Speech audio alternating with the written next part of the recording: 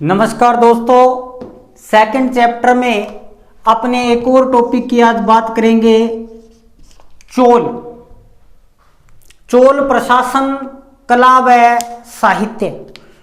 चोल दक्षिणी भारत का एक राजवंश था। चोलों की जो सबसे महत्वपूर्ण विशेषता थी, वो सबसे महत्वपूर्ण विशेषता ये रहती है कि उनका स्थानीय स्वशासन, यानी कि चोल साम्राज्य में सबसे पहले जो ग्राम पंचायतें थी उनको स्वायत्तता दी गई।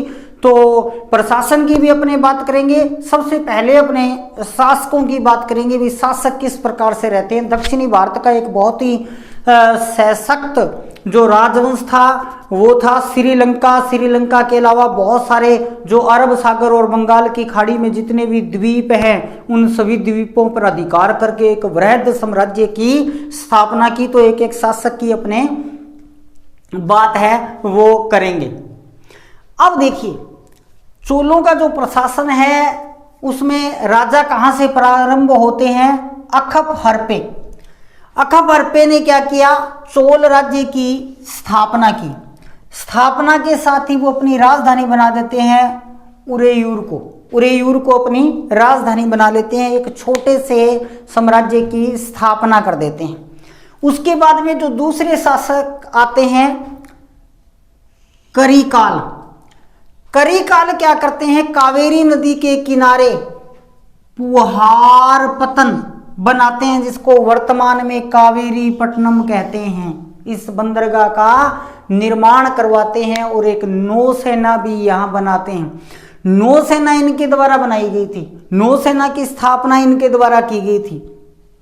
ठीक है, तो करिकाल ने क्या किया? कावेरी नदी के मुहाने पर पुहार पतन नामक पतन का निर्माण करवाया, जो वर्तमान में कावेरी पट्टनम कहलाता है। इसके अलावा इन्होंने वेलरी व अन्य 11 शासकों की संयुक्त सेना को पराजित किया था। यानी कि यहां से जो शक्ति है वो बढ़ना प्रारंभ हो जाती है। अब देखिए विजयपाल नेक्स्ट शासक, यहां पर 850 से 875, यानी कि ये पहले शासक थे जिन्होंने बड़े स्तर के ऊपर अपने राज्य का विस्तार किया। प्रारंभिक दोनों शासक बहुत ही छोटे स्तर पे थे। इनको कह सकते हैं अपने चोल साम्राज्य का वास्तविक संस्थापक। जो प्रारंभिक प्रतापी शासक थे वो विजयपाल थे। तंजौर पर अधिकार कर लेते हैं और तंजौर पर अधिकार करके नरकेसरी की उपाधि धारण करते हैं। जितने भी शासक आएंगे, ये 6 शासक, इसके अलावा 5-6 शासक और हैं, उनकी भी अपनी बात करेंगे। यानी कि 10-11 शासक थे। ध्यान रखना बेटा, सभी शासकों के अंतर्गत एक या दो बातें बहुत ही इंपॉर्टेंट होंगी, और वही एक और दो बात है वो आपको तब तक काम आएगी जब तक कि आप जॉब नहीं लग जाते। यानी कि इस मैटर में से जो प्रश्न आता है, दक्षिणी भारत में से जो प्रश्न आते हैं, वो चाहे 12वीं की किताब हो चाहे कंपटीशन की किताब हो, पेट बस इतनी लाइनें जितनी मैं आपको इन 1 या 2 वीडियो के अंदर करवाऊंगा उतनी लाइनें हैं। चाहे आप IAS का कंपटीशन भी दे सकते हैं, इतनी ही पेट लाइनें हैं। तो विजयपाल वास्तविक संस्थापक माने जाते हैं। इनकी उपाधि नरकेसरी की है। इसके बाद में आदित्य प्रथम शासक आते हैं। आदित्य प्रथम क्या करते हैं? पल्लवों को अंतिम रूप से पराजित कर देते हैं। तनोज में कौन था? पल्लव ही थे, लेकिन ये तनोज पर तो अधिकार कर लेते हैं विजयपाल, किंतु पल्लव का राज्य तब भी क्या रहता है? स्थापित रहता है। तो पल्लवों को अंतिम रूप से पराजित करने वाले शासक आदित्य प्रथम थे। बहुत ही अच्छा प्रश्न है। इसके बाद में प्रांतक प्रथम मदुरा जो राज्य था, मदुरा के पांड्य नरेश राज सिंह द्वितीय को पराजित किया, और जैसे ही ये मथुरा को जीतते हैं मदुरे कोंड की उपाधि धारण करते हैं। मदुरे कोंड की उपाधि है वो धारण करते हैं। इसके बाद में देखिए बहुत ही इंपॉर्टेंट, बहुत ही महत्वपूर्ण शासक आते हैं अरिमोली वर्मन, या इनको कहते हैं राजराज प्रथम। 2 चीजें बहुत ही इंपॉर्टेंट है इनकी, जिनमें IAS RAS लेवल में प्रश्न आते हैं। एक इनकी श्रीलंका विजय और दूसरा बृहदेश्वर मंदिर। तो बात करते हैं अरिमोली वर्मन की। अरिमोली जो वर्मन है, राजराज प्रथम भी इनको कहते हैं, ये इनकी उपाधि है, ये इनकी उपाधि है। तो इनके नाम से भी जाना जाता है और उपाधि के नाम से भी जाना जाता है। चेर और पांड्य नरेशों को पराजित किया। पहले ये शासक बनते ही चेर और पांड्य नरेशों को क्या करते हैं, पराजित करते हैं। उसके बाद में अरिमोली में जो इंपॉर्टेंट बात है वो इनकी श्रीलंका विजय है। श्रीलंका विजय के अंदर आपने 3 महत्वपूर्ण बातें याद रखनी है। वह प्रथम शासक जिसने श्रीलंका को जीता, अरिमोली या राजराज प्रथम। वह चोल शासक जिसने संपूर्ण श्रीलंका को जीता। देखिए ये केवल क्या करते हैं, उत्तरी भाग, श्रीलंका के उत्तरी भाग पर अधिकार करते हैं। तो वह शासक जिसने श्रीलंका को सबसे पहले जीता, अरिमोली या राजराज। वह चोल शासक जिसने संपूर्ण श्रीलंका को जीता, राजेंद्र प्रथम या राजेंद्र गंगे कोड चोलपुरम, उनकी उपाधि साथ में बोली जाती है। ठीक है, राजेंद्र प्रथम वो शासक थे जिन्होंने संपूर्ण श्रीलंका को जीता। और फिर तीसरा प्रश्न आता है कि श्रीलंका स्वतंत्र किस चोल शासक के समय हुई? तो कुलोतुंग के समय श्रीलंका स्वतंत्र हो गई। प्रारंभ में जीतने वाला अरिमोली, संपूर्ण जीतने वाला राजेंद्र प्रथम, और स्वतंत्र जिस शासक के समय श्रीलंका हुई, कुलोतुंग प्रथम। उन दोनों की भी अपने बाद में बात करेंगे। तो देखिए बहुत ही इंपॉर्टेंट है श्रीलंका विजय। जिस समय अरिमोली श्रीलंका विजय करते हैं, श्रीलंका का शासक कौन होता है? महेंद्र पंचम होता है। हर एक लाइन प्रश्न है। श्रीलंका का शासक महेंद्र पंचम होता है। अरिमोली क्या करते हैं? श्रीलंका के उत्तरी भाग पर अधिकार कर लेते हैं। उत्तरी भाग पर अधिकार कर लेते हैं तो उसकी राजधानी कौन सी होती है? अनुराधापुरम होती है, अनुराधापुरम। और अनुराधापुरम को ये क्या कर देते हैं? नष्ट कर देते हैं।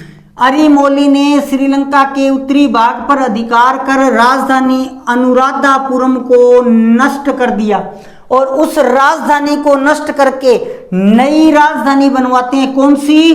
पोलो नुरवा नामक नई राजधानी बनाते हैं। और जब ये नई राजधानी तैयार हो जाती है, तैयार होने के बाद में ये विजय अभियान पूर्ण हो जाता है। विजय अभियान पूर्ण होने के बाद में अरिमोली क्या करते हैं? इस विजय पर अरिमोली ने जगन्नाथ का विरुद्ध धारण किया। जगन्नाथ यानी कि भगवान विष्णु के समान, भगवान विष्णु के समान। तो जगन्नाथ का विरुद्ध धारण करते हैं और क्या करते हैं? पोलो नुरवा का नाम बदलकर क्या रख देते हैं? जगजात मंगलम इसका नाम रख देते हैं। फिर बहुत ही इंपॉर्टेंट है, आईएएस के अंदर ये लगभग हर बार प्रश्न आता है। वृद्धेश्वर मंदिर या राजराजेश्वर मंदिर का निर्माण किसने करवाया? तो आपने ध्यान रखना है, राजराज प्रथम ने। अरिमोली नाम नहीं आएगा वहां पर, राजराज प्रथम ही आएगा, ध्यान रखना है। इसीलिए इतने इंपॉर्टेंट लगा दिए मैंने, बहुत इंपॉर्टेंट प्रश्न है। तंजौर के वृद्धेश्वर मंदिर का निर्माण या राजराजेश्वर मंदिर का निर्माण किसने करवाया? राजराज प्रथम ने करवाया। या कई बार सीधा प्रश्न आ जाता है, वृद्धेश्वर मंदिर या राजराजेश्वर मंदिर किस शहर के अंदर स्थित है? तंजौर के अंदर स्थित है। तो पहले जो 6 शासक हैं, प्रत्येक में इंपॉर्टेंट बात और आपने याद रखनी है। उखफरहर चोल साम्राज्य का संस्थापक, इसकी राजधानी कौन सी थी? उरियूर। दूसरा जो महत्वपूर्ण शासक था करिकोल, कावेरी नदी पर ये क्या करता है? पुहार पतन बनाता है, जिसको वर्तमान में क्या कहते हैं? कावेरीपट्टनम। 12 शासकों को ये संयुक्त रूप से पराजित करता है। विजयपाल सबसे महत्वपूर्ण शासक, तंजौर पर अधिकार करने वाले शासक थे। आदित्य प्रथम पल्लवों को अंतिम रूप से पराजित करने वाले शासक थे। परांतक प्रथम मदुरा पर अधिकार कर लेते हैं और मदुरै कोड की उपाधि धारण करते हैं। फिर एक और इंपॉर्टेंट शासक अरिमोली, और अरिमोली जो थे वो श्रीलंका विजय करते हैं। जिस समय वो श्रीलंका विजय करते हैं, श्रीलंका के शासक महेंद्र पंचम थे। श्रीलंका के उत्तरी भाग को जीतते हैं और नई राजधानी का निर्माण करवाते हैं। और सबसे इंपॉर्टेंट ये वृद्धेश्वर मंदिर या राजराजेश्वर मंदिर का क्या कर देते हैं, निर्माण करवा देते हैं। इसके बाद में इंपॉर्टेंट नंबर 7 यदि मैं बात करूं तो शासक आते हैं राजेंद्र प्रथम। राजेंद्र प्रथम, राजेंद्र जो प्रथम था, इसमें से 2-3 प्रश्न इंपॉर्टेंट बनते हैं। वैसे तो सन वगैरह की कोई दिक्कत नहीं है, लेकिन मैं फिर भी लिख देता हूं 1014 से 1044 तक। देखिए इनकी राजेंद्र जो प्रथम थे, सबसे बड़ी उपलब्धि क्या थी? सबसे बड़ी उपलब्धि थी ये संपूर्ण श्रीलंका को जीतते हैं। संपूर्ण श्रीलंका को जीतते हैं या जीता, संपूर्ण श्रीलंका को जीतते हैं। इनके पिता के समय यानी कि राजराजेश्वर के समय श्रीलंका के शासक महेंद्र पंचम थे। जब ये श्रीलंका को जीतते हैं, यहां भी शासक कौन थे? महेंद्र पंचम। और इनको क्या कर लेते हैं? बंदी बना लेते हैं, बंदी बनाया। महेंद्र पंचम को बंदी बना लेते हैं और बंदी बनाकर ये संपूर्ण श्रीलंका पर अधिकार कर लेते हैं। संपूर्ण श्रीलंका पर अधिकार है वो कर लेते हैं। तो अरिमोली ने उत्तरी भाग को जीता, राजेंद्र प्रथम ने संपूर्ण श्रीलंका को जीता और कुलोतुंग के समय श्रीलंका क्या हो गई? स्वतंत्र हो गई। इसके बाद में सबसे महत्वपूर्ण जो इनका एक और अभियान रहता है वो रहता है गंगा घाटी का अभियान। गंगा घाटी का अभियान, गंगा घाटी का अभियान यानी कि बंगाल, अवध, उत्तर प्रदेश, बिहार और बंगाल का क्षेत्र, गंगा घाटी का अभियान। गंगा घाटी के अभियान में ये पाल शासक महीपाल को पराजित करते हैं। महीपाल को पराजित किया, पाल शासक महीपाल को पराजित किया। मैंने आपको हर्ष वाले वीडियो के अंदर यह बताया था कि कन्नौज के लिए त्रिपक्षीय संघर्ष होता है गुर्जर, प्रतिहार, राष्ट्रकूट और पाल शासकों में। तो पाल भी शक्तिशाली शासक थे। तो पाल शासक मध्य भारत में और दक्षिणी भारत में अपना राज्य विस्तार करना चाहते थे। इधर से चोल और राष्ट्रकूट दक्षिणी भारत से अपनी शक्ति बढ़ा रहे थे और पश्चिमी भारत और उत्तरी भारत से गुर्जर, प्रतिहार और जो चौहान थे वो अपनी शक्ति वहां बढ़ा रहे थे।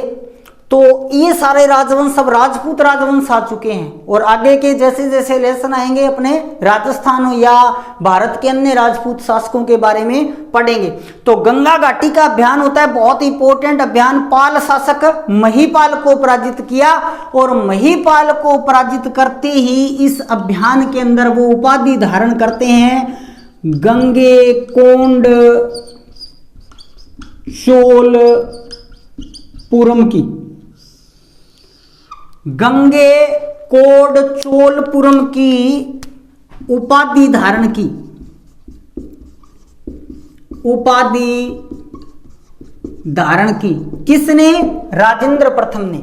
राजेंद्र प्रथम गंगा घाटी का अभियान करते हैं, वहां पर सबसे महत्वपूर्ण शासक महीपाल को पराजित करते हैं और जैसे ही वो महीपाल को पराजित करते हैं गंगे कोड चोलपुरम की उपाधि धारण करते हैं और इसी नाम से एक नई राजधानी भी बनाते हैं। नई राजधानी की स्थापना करते हैं जिसका नाम वो क्या रखते हैं? गंगे कोड चोलपुरम। तो बहुत ही इंपॉर्टेंट प्रश्न है, किस चोल शासक को गंगे कोड चोल कहा जाता है? तो वो है राजेंद्र प्रथम। या गंगे कोड चोलपुरम किस चोल शासक की उपाधि है? राजेंद्र प्रथम की। या किसकी राजधानी गंगे कोड चोलपुरम थी? राजेंद्र प्रथम की। या संपूर्ण श्रीलंका को पराजित करने वाला शासक कौन था? राजेंद्र प्रथम। इसके अलावा देखो राजेंद्र जो प्रथम थे ना, ये क्या करते हैं? लक्षद्वीप, मालद्वीप, मलाया प्रायद्वीप, मलाया प्रायद्वीप, सुमात्रा, जावा आदि क्षेत्रों पर भी अधिकार कर लेता है। जो बंगाल की खाड़ी थी उसको चोल घाटी कहा जाता है, चोल झील कहा जाता है। क्यों कहा जाता है उसको चोल झील? क्योंकि ये जो द्वीप थे या ये जो देश थे बंगाल की खाड़ी की तरफ, इन सभी देशों पर चोल शासक राजेंद्र प्रथम ने क्या कर लिया? अधिकार कर लिया। श्रीलंका को जीत लिया, गंगा घाटी का अभियान किया तो वहां एक बड़े क्षेत्र बंगाल को जीत लिया। उसके अलावा अरब सागर में लक्षद्वीप को जीत लिया और बंगाल की खाड़ी और उसके आसपास के बहुत सारे देश और द्वीपों को भी इन्होंने जीत लिया। तो राजेंद्र प्रथम में आपने 2-3 महत्वपूर्ण बातें हैं वो याद रखनी है। श्रीलंका को, संपूर्ण श्रीलंका को जीता। किस शासक को पराजित किया? महेंद्र पंचम को। गंगा घाटी के अभियान में महिपाल को गंगेकोंड चोलपुरम की उपाधि धारण की। इसके अलावा लक्षद्वीप, मालदीप, मलाया, जावा, सुमात्रा, इन सभी द्वीपों को भी इन्होंने जीता। इसके बाद में राजेंद्र प्रथम के बाद में राजाधिराज प्रथम शासक बनते हैं। राजाधिराज प्रथम शासक बनते हैं। राजाधिराज प्रथम, राजाधिराज प्रथम ये कल्याणी के चालुक्यों को पराजित कर देते हैं। भी कल्याणी विजय की इन्होंने, कल्याणी स्थान का नाम है, कल्याणी विजय की। और कल्याणी विजय करके ये उपाधि धारण करते हैं। इसके बाद में क्या करते हैं? ये यहां पर उपाधि धारण करते हैं विजय राजेंद्र की। उपाधि धारण की विजय राजेंद्र की। फिर ये इंपॉर्टेंट क्या करते हैं? अश्वमेध यज्ञ करवाते हैं। अश्वमेध यज्ञ करवाया। अश्वमेध यज्ञ की मैं बात कर चुका हूं वैदिक सभ्यता के अंदर और गुप्त काल के अंदर।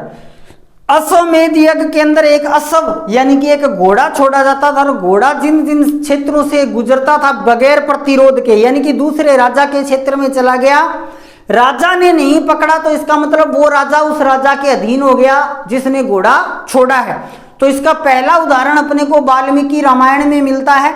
वाल्मीकि रामायण के अंदर भगवान राम अश्वमेध यज्ञ करवाते हैं। उसके बाद में अपने ने गुप्त काल के अंदर पढ़ा कि जो समुद्रगुप्त थे, गुप्त शासक, उनको अनेक अश्वमेध यज्ञ करता कहा गया है, या कुमार गुप्त ने भी क्या करवाए? अश्वमेध यज्ञ करवाए। और वहां भी मैंने आपको इंपॉर्टेंट बताया था अंतिम अश्वमेध करने वाला शासक जयपुर का शासक स्वाई जय सिंह द्वितीय, जिसकी बात अपने राजस्थान की हिस्ट्री में करेंगे। तो राजाधिराज प्रथम कल्याणी के चालुक्यों को पराजित कर देता है और अश्वमेध यज्ञ करवाता है। इसके अलावा इसके जीवन की एक बड़ी घटना ये थी कि कोप्पियम का युद्ध होता है।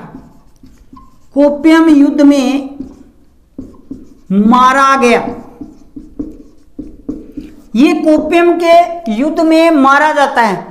युद्ध क्षेत्र में ही इसका इसका भाई होता है राजेंद्र द्वितीय। राजेंद्र द्वितीय तो जैसे युद्ध क्षेत्र में मारा जाता है उसी युद्ध क्षेत्र के अंदर ये क्या करता है? अपना राज्याभिषेक करवाता है। इस राजेंद्र द्वितीय का जो राज्याभिषेक है वो कोप्पियम के युद्ध में होता है और उसके बाद में ये युद्ध का नेतृत्व करता है और इस युद्ध को ये जीत लेता है। इस युद्ध को ये जीत लेता है। इसके बाद में शासक आता है वीर राजेंद्र। वीर राजेंद्र, वीर राजेंद्र क्या करता है? तुंगभद्रा नदी पर विजय स्तंभ बनवाता है। अभी तुंगभद्रा नदी पर, तुंगभद्रा नदी पर विजय स्तंभ बनवाया। तुंगभद्रा नदी पर विजय स्तंभ बनवाया या इसके अलावा इसको असाध्य रोग था जिस रोग के कारण इसकी क्या हो जाती है, मृत्यु है वो हो जाती है। इसके बाद में शासक आता है कुलोतुंग प्रथम। कुलोतुंग प्रथम, और कुलोतुंग प्रथम के समय की मैंने आपको घटना बताई थी कि चीन स्वतंत्र हो जाता है। कुलोतुंग प्रथम, और इसके समय चीन का नाम आ गया था श्रीलंका। श्रीलंका स्वतंत्र हुआ। श्रीलंका स्वतंत्र हुआ। एक बार फिर कह रहा हूं, बहुत इंपॉर्टेंट है। श्रीलंका पर जीत प्राप्त करने वाला प्रथम चोल शासक अरिमोली या राजराज प्रथम। संपूर्ण श्रीलंका पर शासन करने वाला या संपूर्ण श्रीलंका पर अधिकार करने वाला राजेंद्र प्रथम या राजेंद्र गंगेकोंड चोलपुरम। और जिसके समय श्रीलंका स्वतंत्र हो गई वो कौन है, कुलोतुंग प्रथम। या कुलोतुंग प्रथम के समय दूसरी इंपॉर्टेंट बात क्या होती है, चीन में एक दूत मंडल भेजा। तो बहुत ही इंपॉर्टेंट प्रश्न बनता है, वह चोल शासक जिसने चीन में एक दूत मंडल भेजा था कौन हो जाएगा, कुलोतुंग प्रथम हो जाएगा। और इसके बाद में राजेंद्र तृतीय। जो राजेंद्र तृतीय था वो अंतिम चोल शासक था, भी अंतिम चोल शासक था। राजेंद्र तृतीय जो था वो अंतिम चोल शासक था। इसके बाद में चोलों का पतन हो जाता है और ये बहुत ही वृहद जो साम्राज्य है वो समाप्त हो जाता है। जो आया है उसको जाना है, जो बना है उसने मिटना है, ये संसार का नियम है। तो सभी आपने ये महत्वपूर्ण जो शासक हैं इनको आपने ध्यान रखना है। इसके नेक्स्ट वीडियो में अपने चोलों का जो प्रशासन है और चोलों का जो साहित्य है प्रशासन की बात अपने कर चुके हैं। चोलों का जो साहित्य है और प्रशासन का जो डिवाइडेशन है, अधिकारी वगैरह है, उनकी बात करेंगे। इसमें अपने ने सभी शासकों की बात है वो कर ली है। 15 नंबर का सेकंड लेसन है, लेकिन टॉपिक बहुत है, आपने सभी को ध्यान से पढ़ना है। जय हिंद, जय भारत।